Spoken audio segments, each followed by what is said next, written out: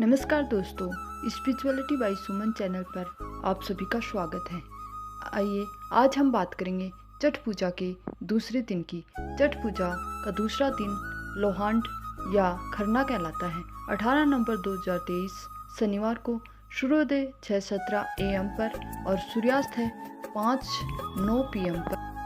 पंचमी छठ पर्व का दूसरा दिन होता है, खरना कहलाता है। इस दिन प्रातःकाल स्वच्छ होकर सूर्य को अर्घ्य दिया जाता है। इसके बाद पूरे दिन निर्जला उपवास किया जाता है। संध्या के समय घर के बाकी सदस्यों के साथ गुड़ से खीर, घी लगी हुई रोटी और फलों का सेवन किया जाता है। अर्घ्य देने की विधि है, एक बांस के सूप में केला व अन्य फल, प्रसाद, ईख आदि रखकर उसे पीले वस्त्र से ढक दें। उसके बाद दीप जलाकर सूप में रखें और सूप को दोनों हाथों में लेकर इस मंत्र का उच्चारण करते हुए 3 बार अस्त होते हुए सूर्य देव को अर्घ्य दें। ओम यही सूर्य सहस्त्रांशो तेजो रासे जगपते अनुकंपाया माँ भक्तया ग्रहणादे दिवाकर। इसके बाद छठ घाट की तरफ जाती हुई महिलाएं रास्ते में छठ मैया के गीत गाती हैं। इनके हाथों में अगरबत्ती, दीप, जलपात्र होता है। घाट पर पहुंचकर व्रती कमर तक जल में प्रवेश करके सूर्य देव का ध्यान करते हैं। संध्या काल में जब सूर्योदय अस्त होने लगता है तब अलग अलग बांस और पीतल के बर्तनों में रखे प्रसाद को 3 बार सूर्य की दिशा में दिखाते हुए जल से स्पर्श कराते हैं। ठीक इसी तरह अगले दिन सुबह उगते हुए सूर्य की दिशा में प्रसाद को दिखाते हुए 3 बार जल से प्रसाद के बर्तन को स्पर्श कराते हैं। अन्य परिवार के लोग प्रसाद व लोटे से कच्चा दूध अर्पित करते हैं। छठ का दूसरा दिन, जिसे खरना या लोहंडा कहते हैं। छठ पूजा में खरना का विशेष महत्व है। इस दिन से 36 घंटे का निर्जला उपवास शुरू हो जाता है। इस दिन गुड़ की खीर बनाकर उसे प्रसाद के रूप में चढ़ाया जाता है। इस दिन भी प्रातः काल में उठकर महिलाएं स्नान आदि से निर्वृत्त होकर सूर्य देव को अर्घ्य देती हैं और उसके बाद पूरे दिन उपवास रखती हैं। शाम में गुड़ की खीर बनाने की तैयारियां शुरू करती हैं।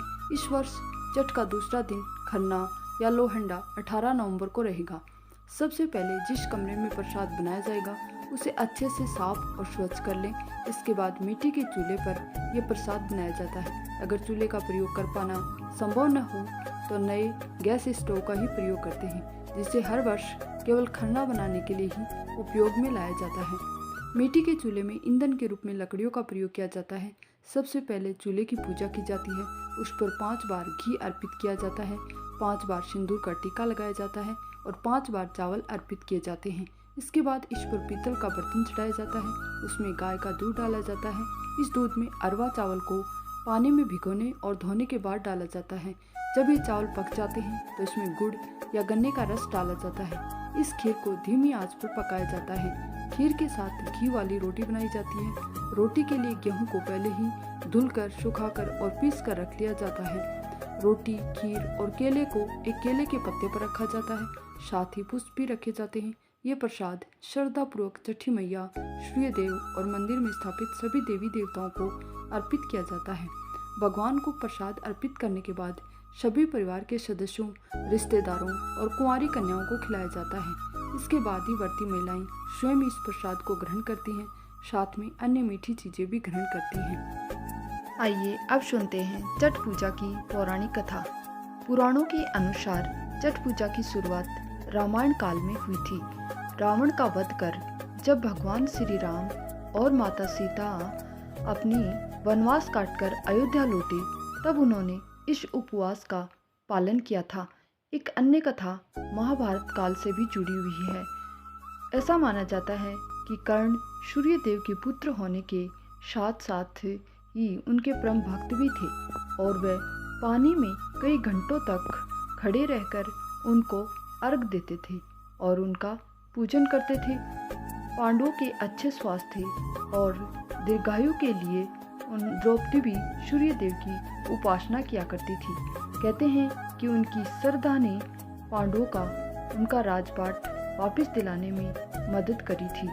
और एक अन्य पौराणिक कथा के अनुसार राजा प्रियव्रत और रानी मालिनी निसंतान थे।